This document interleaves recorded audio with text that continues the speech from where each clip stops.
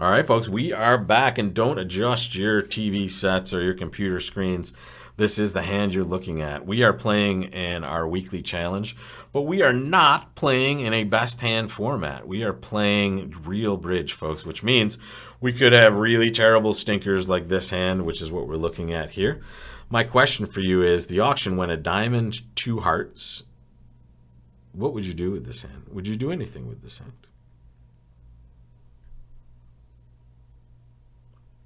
It's a tough one, right? This is very odd. I wish I had some sort of preemptive bid I could make here, but everything I do is going to show some values.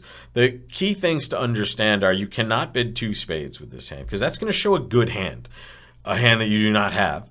You could double, right? However, you're showing maybe a slightly better hand than you have, but the upside to this is you do have a diamond suit, right? So you do have a diamond fit, and you have 10 cards, you have 6 spades and 4 diamonds. This is such a weird spot.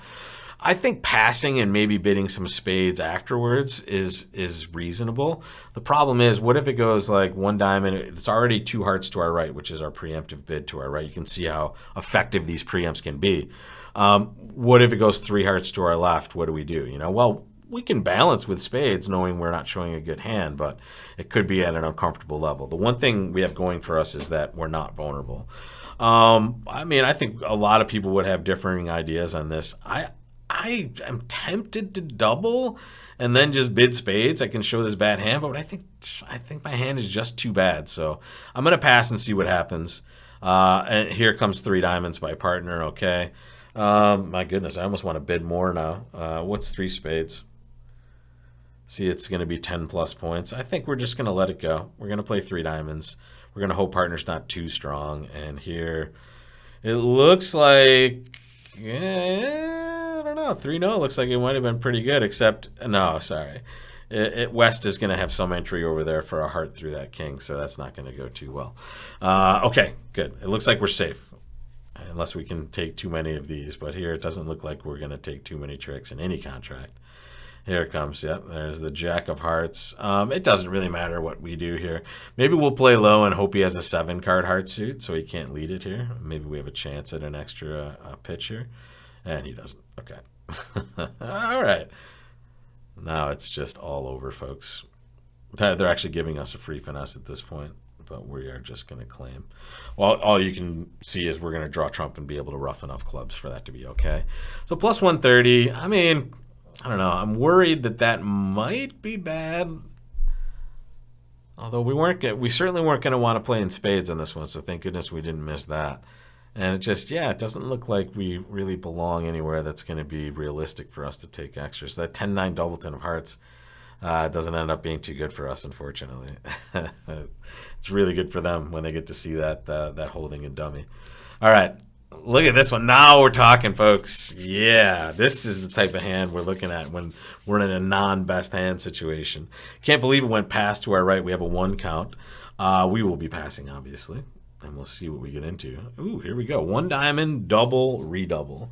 Make your choice, folks. What would you do in this situation? Another appropriate lesson here for our doubles complete guide, which is now posted to bridgelesson.com.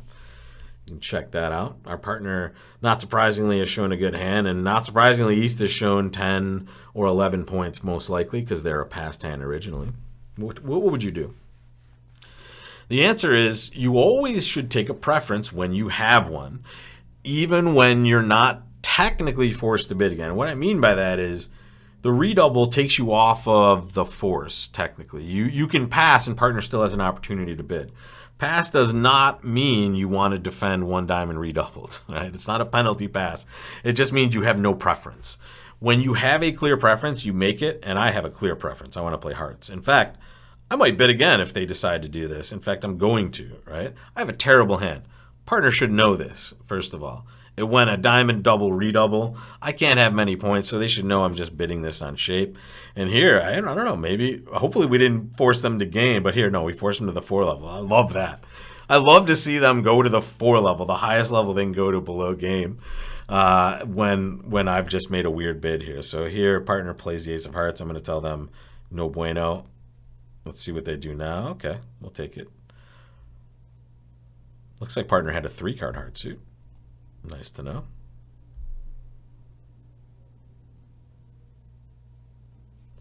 right? So when I figure that out, when they have a 3-card heart suit, I should realize they have a 4-card spade suit. Just a little bit of counting their hand. And now this is this the second round of diamonds? Yeah, this is the second round of diamonds, and partner has 2 at least there. I'm just going to throw a heart. And now we'll just discourage in clubs just to let partner know. I mean, they should know we have nothing here. Okay, partner had 3. It looks like partner might be 4-3-3 over there.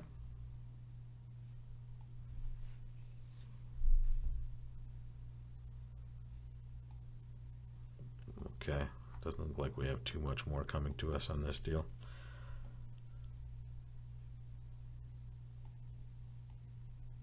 We're going to get to see a nice result in a second.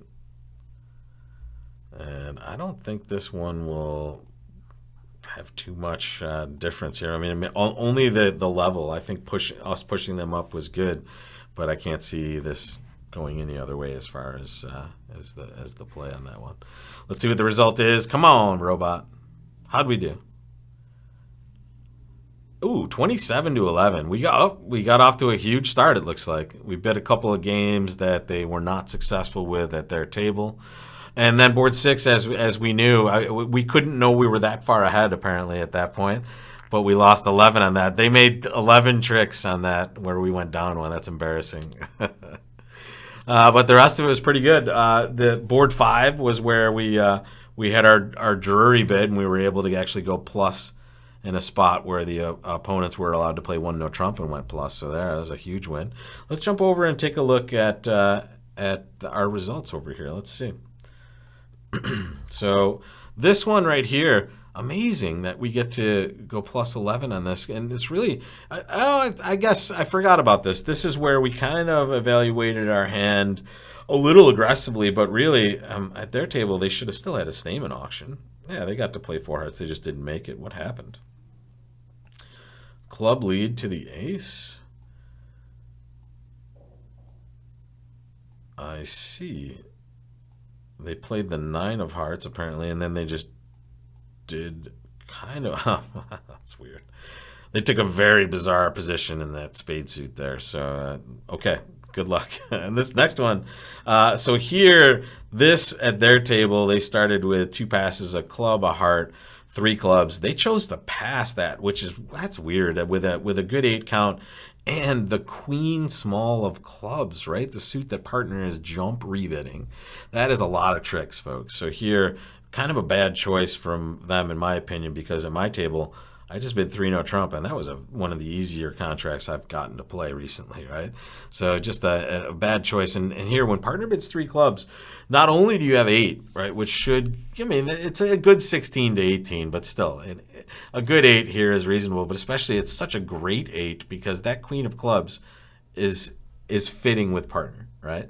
And that is creating a more solid source of tricks, which means you're taking less risk, right? So here, important, especially in IMPS format, to be there. And then the board that really kind of took us over the edge with a 5 imp gain is a plus in both directions. Here, we opened a spade in 3rd chair because we like to open light in that 3rd position. At the other table, they get an easy waltz to 1 no trump, and now they just get to play it there and go plus in their direction as well. So here's where the robot gained on us, unfortunately. And let's see how they played it. They did win the ace of clubs. They roughed a diamond, king of hearts, and they just floated it. Yeah, it's a smart play. And that's honestly the play I'd considered after we discussed it as well. They actually realized a little bit of, wow, that's interesting. They did not rough that. Odd. Okay. And now it's just kind of a spot where they get to that cross rough that we got to, basically. Interesting. All right, well, we'll take that victory, folks. 27-11, and really never in doubt from the first few boards, unfortunately, for the robot. Right, we were plus 27 on the first 5 boards, so even when we got to board 6, I thought we were a little bit closer, and it could be a difference maker, but even that minus 11 wasn't getting them close. So well done, us. I like I got to say, I have to mix this in at least a few times. We'll get back to a best 10 tournament at some point.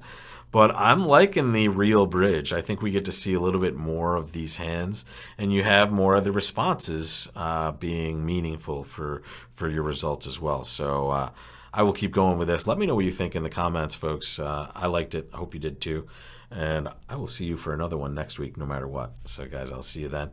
Take care. And until then, may all your finesses be winners, or at least maybe plus 50%. This is a 58%. All right. Take care, guys.